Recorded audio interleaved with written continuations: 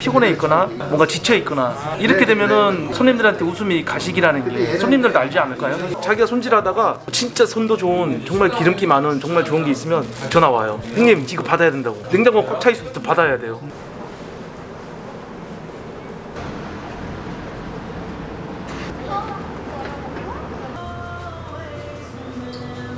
그랬는데 그냥 플라그랑 패딩에서 안 써봤어. 출근하면 되는 거지.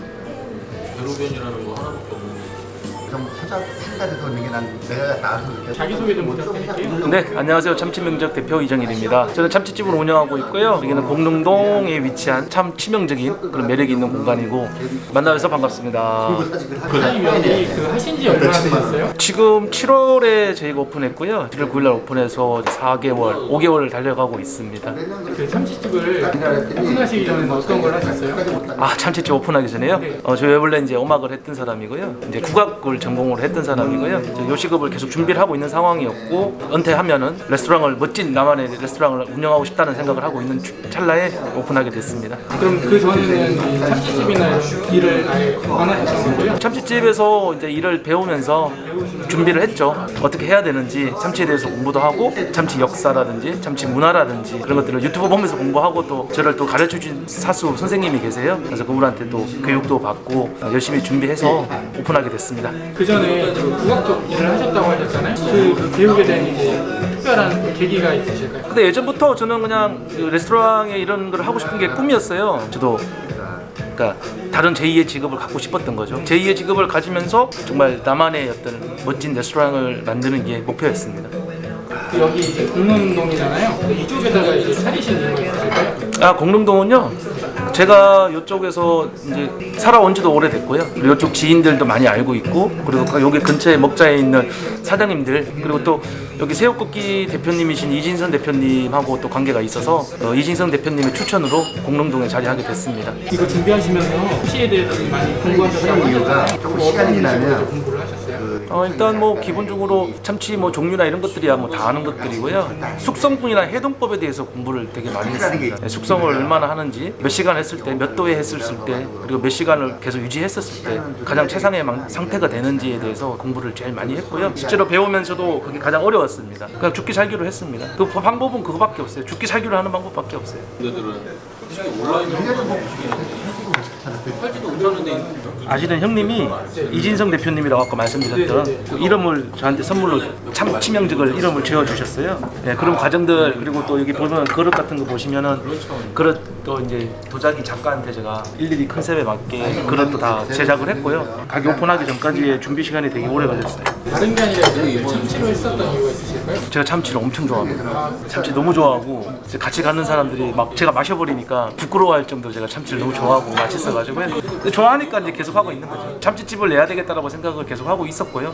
마침 이제 기회가 돼서 배우게 됐고 준비하게 됐고 창업하는데 주변에 많은 도움을 받으면서 준비해가지고 지금 창업하게 됐습니다. 인테리어는 사장님이 직접 하신 거예요? 예, 제가 직접 다 했고요. 그리고 또 제 동생이 또 인테리어를 하고 있어요. 그래서 동생이 많이 도와줬고요. 저 외관 같은 경우에는 그 새우국기 이진성 대표님이 외관을 많이 도움을 주셨습니다. 인테리어는 뭐 제가 거의 다 하고 싶은 대로, 제가 하고 싶은 대로 했던 거죠. 말씀드렸듯이 프리미엄 튜나 레스토랑이라는 그런 모티브에 맞게 인테리어를 했다고 생각을 하고요. 만족스럽게 생각하고 있습니다. 분들이 많이 찾아오시나요? 주말에 많이 오시고요. 평일에도 회사분들 퇴근하시면서 동네다 보니까 퇴근하시면서 소주 한잔 하시고 여기서 뭐 미팅도 하시고 소개팅도 하시고 뭐 아버지 생신, 어머니 생신, 그리고 뭐 연인들 데이트도 진짜 많이 오세요. 예약이 많겠네요. 주말에는 미리 예약을 안 하시면 좀 자리가 힘드시고요. 월요일, 화요일 이럴 때는 조금 그래도 조금 자리가 가능하세요. 아무래도 오픈하셨을 때가 좀 코로나 있을 때잖아요. 제가 오픈한 날짜가 코로나 4단계 격상날이었어요. 뭐 다행히 가게가 작잖아요. 저 혼자 운영하는 가게다 보니 뭐 안에 우리 주방에 실장님 계시고 홀 서빙도 계시고 하시는데 조그마한 가게다 보니까 그래도 꽉꽉꽉꽉 채워주시니까 너무 감사할 따름입니다.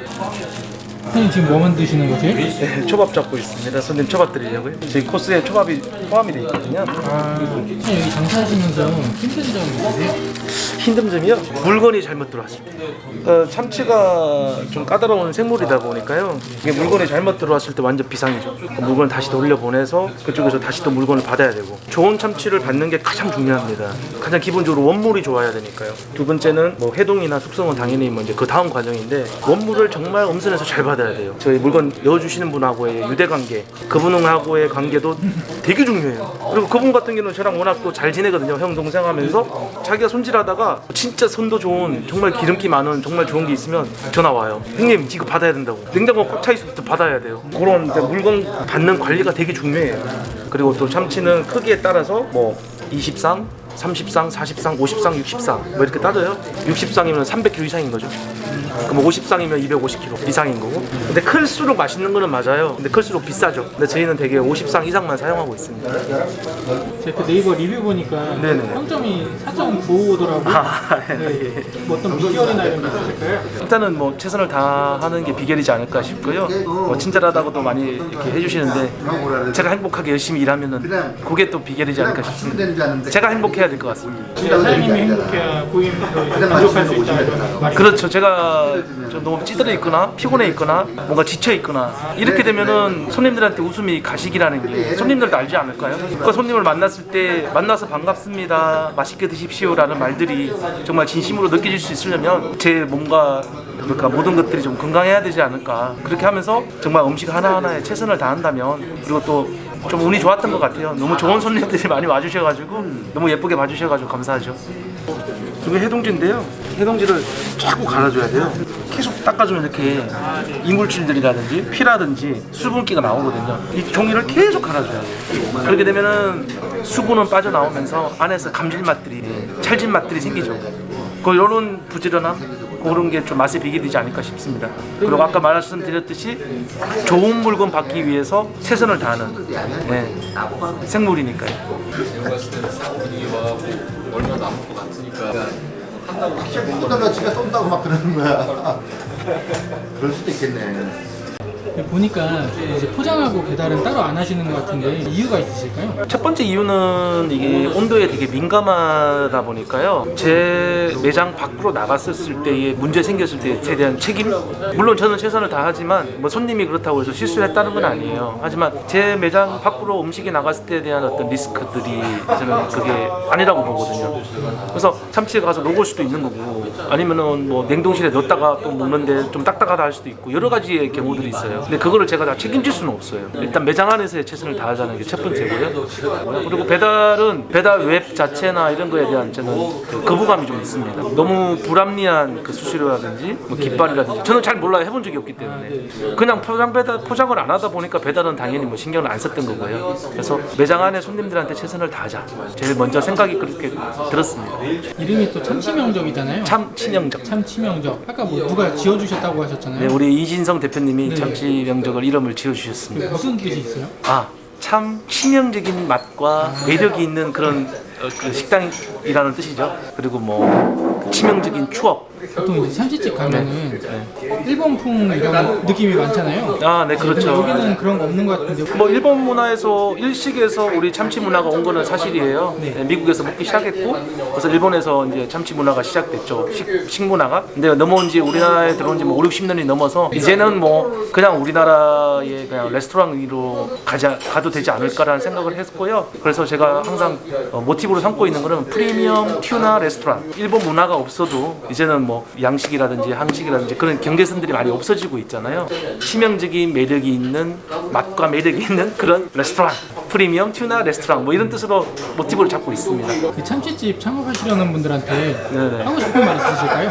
물론 참치라는 게 뭐 단순한 어떤 작업이 아니다 보니까 쉽진 않습니다. 쉽진 않고 되게 어려운 작업이긴 하지만 그만큼 또 뿌듯하고 맛있게 드시는 손님들 또 보면은 또 힘나고 재밌습니다. 재밌고 철저히 준비하시면 무조건 성공할 수 있습니다. 열심히 준비하셔서 부가가치도 상당히 높은 걸로, 저도 뭐 막 디테일하게 보진 않지만 그래도 부가가치도 좋습니다. 앞으로도 가능성 충분히 있고요. 뭐 답은 하나밖에 없어요. 열심히 잘 준비하시면 누구나 할 수 있다는 거. 물론 위험한 부분도 존재합니다. 안 위험한 데가 어디 있어요? 다 위험하죠. 기름 튀기다가 다칠 수도 있는 거고. 하지만 좀만 준비하면 누구나 사장님 될 수 있을 텐데. 여기서 어떤 거 하고 계세요? 저는 이제 홀에서 서빙 전반을 담당하고 있어요. 사장님이 네. 여기 좀 매력적인 매장이라고 했는데 이 매장의 매력이 뭐라고 생각하세요? 인테리어가 너무 깔끔하고 이뻐서 그 분위기를 손님들이 되게 좋아하시고요. 분위기에 맞는 노래 선곡도 되게 많이들 좋아하세요. 사장님은 어떤 분이세요? 사장님은 굉장히 결단력 있고 용기가 있는 사람이라고 생각을 해요. 마지막으로 이제 하고 싶은 말 있으실까요? 하여튼 뭐 오셔서 맛있게 드시고 즐거운 시간 보내시고 추억의 그런 장소가 치명적인 매력이 있는 그런 매장이 됐으면 좋겠습니다. 절대로 그런 재료들과의 타협하지 않고요. 좋은 재료와 좋은 식재료 가지고 최선을 다해서 노력해서 좋은 상태로 음식 나갈 수 있게 항상 노력하겠습니다. 잘 부탁드리겠습니다. 감사합니다.